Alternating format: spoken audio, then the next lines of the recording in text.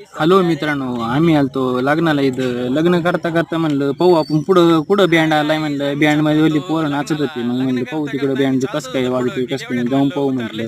घ्या मग पाहून. लगेच दाखवतो, 2 मिनिटं थांबा फक्त. लगेच मी बॅक कॅमेरा लावला. लगेच म्हणलं यो मा भाऊ चालला होता पुढं समोर. चालता चालता म्हणे काय रे म्हणे, ब्लॉक नको काढू म्हणे, कारण की मी चाललोय म्हणे हळूहळू. जर पडलो बिडलो मागं पाहता पाहता काय करू म्हणे मी.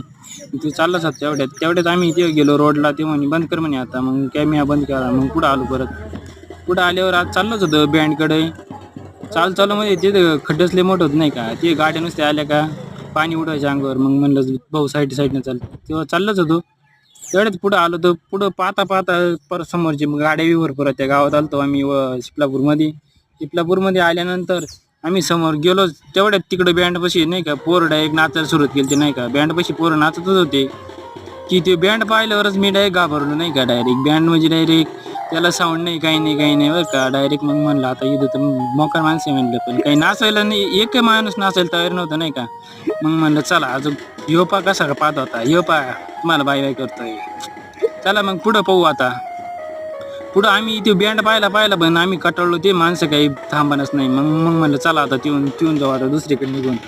दुसरीकडं आम्ही पाहिलं. दुसरीकडून भरपूर काय गाड्या काही दिसत नाही. मग म्हणलं आता आपण थांबून घेऊन मग म्हणलं आपण एकदा फिरून येऊ. चला म्हणलं. बाय बाय मित्रांनो.